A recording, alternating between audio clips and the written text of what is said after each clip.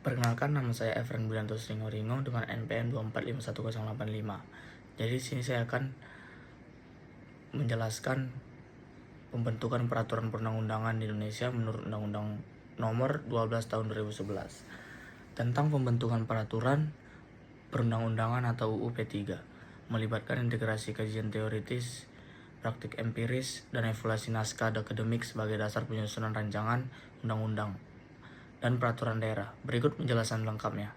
Pertama, saya akan membahas tahapan pembentukan peraturan perundang-undangan yang prosesnya terdiri dari 5 tahap utama. Yang pertama itu ada perencanaan.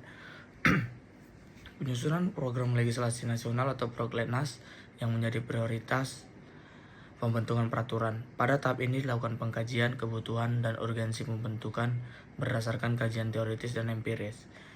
Yang kedua ada penyusunan. Penyusunan RUU dilakukan oleh anggota legislatif, pemerintah atau DPD yang dibarengi dengan penyusunan naskah akademik. Naskah akademik adalah kajian ilmiah yang mendasari alasan pembentukan aturan, evaluasi hukum yang ada, serta alternatif solusi dalam rancangan aturan. Yang ketiga ada pembahasan. RUU dan naskah akademik dibahas antara DPR dan pemerintah dalam berbagai forum, termasuk komisi, panitia khusus, dan rapat paripurna. Yang keempat adalah pengesahan. Setelah pembahasan selesai dan RUU disepakati, dilakukan pengesahan oleh DPR dan Presiden. Dan terakhir ada pengundangan.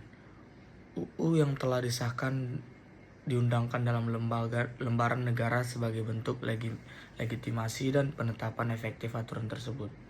Selanjutnya, saya akan membahas integrasi kajian teoritis yang mendasari penyusunan rancangan undang-undang. Yang pertama itu adalah landasan konseptual dan filosofis. Yang kedua ada analisis dan evaluasi terhadap aturan yang ada. Yang ketiga ada keterpaduan dengan kajian empiris. Yang keempat ada sistematis dan metodologis. Dan yang kelima adalah basis pengambilan keputusan dalam penyusunan naskah akademik. Dan yang terakhir ada menjamin kualitas dan kesinambungan hukum. Selanjutnya ada praktik empiris. Selanjutnya ada juga praktik empiris menurut Undang-Undang Nomor 12 Tahun 2011 tentang pembentukan peraturan perundang-undangan atau UU P3 merujuk pada kajian atau analisis berbasis data dan fakta dari kenyataan sosial, ekonomi, budaya, dan kondisi lapangan yang terkait dengan objek pengaturan. Selanjutnya ada evaluasi naskah akademik. Evaluasi naskah akademik adalah proses kritis peninjauan dan penilaian ilmiah terhadap dokumen pendukung rancangan peraturan perundang-undangan yang bertujuan untuk memastikan kualitas referensi dan kepatuhan rancangan terhadap nilai-nilai dasar. Kemudian ada kajian teoritis dan praktik empiris dalam pembentukan peraturan perundang-undangan. Kajian teoritis menitik beratkan pada pemahaman normatif yang bersumber pada filosofi hukum, asas-asas pembentukan peraturan, dan hierarki norma hukum. Selanjutnya ada penguatan kajian teoritis dalam pembentukan peraturan perundang-undangan. Filosofis hukum dan Pancasila. Filosofi hukum yang berakar pada Pancasila menggarisbawahi bahwa hukum harus mencerminkan nilai-nilai kebangsaan, keadilan sosial, dan kebaikan bersama. Dengan demikian, kajian filosofis mendorong pembentukan regulasi yang tidak sekedar aturan teknis, tapi juga mengandung makna mendalam bagi kehidupan berbangsa dan bernegara. Selanjutnya, ada pendalaman praktik empiris dalam proses pembentukan regulasi. Praktik publik. Salah satu praktik empiris penting adalah perlibatan partisipasi publik melalui konsultasi, audiensi, dan forum diskusi.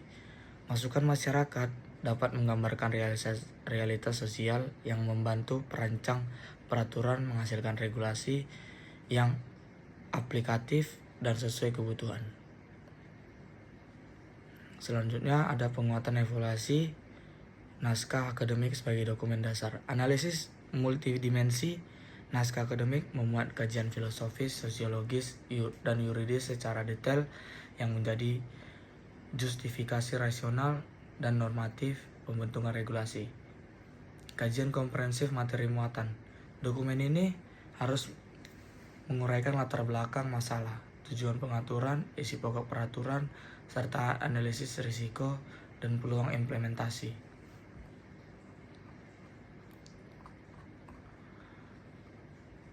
Selanjutnya, pengorganisasian dengan peraturan lain. Salah satu fungsi vital naskah akademik adalah memastikan tidak terjadi tumpangan tindih atau kontradiksi antara rancangan regulasi dengan peraturan yang sudah ada, menjamin konsistensi hukum. Selanjutnya, kesimpulan.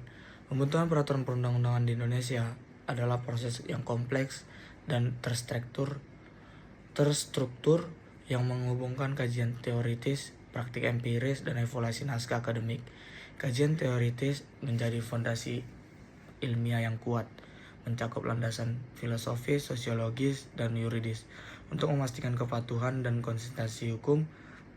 Praktik empiris melengkapi kajian tersebut dengan fakta dan data nyata dari kondisi sosial serta kebutuhan masyarakat agar regulasi yang disusun dengan relevan dan efektif. Naskah akademik memainkan peran sentral sebagai dokumen analitis yang menjadi dasar penyusunan rancangan undang-undang dan peraturan daerah, dilengkapi dengan evaluasi kritis untuk menjamin kualitas, referensi, dan berkelanjutan hukum. Seluruh proses ini diatur secara rinci dalam Undang-Undang Nomor 12 Tahun 2011 yang menetapkan 5 tahapan utama pembentukan peraturan, mulai dari perencanaan hingga pengundangan, sehingga menghasilkan peraturan yang sah, berpihak pada kepentingan umum, serta adaptif terhadap perkembangan sosial dan kebutuhan rakyat Indonesia. Sekian penjelasan dari saya, terima kasih.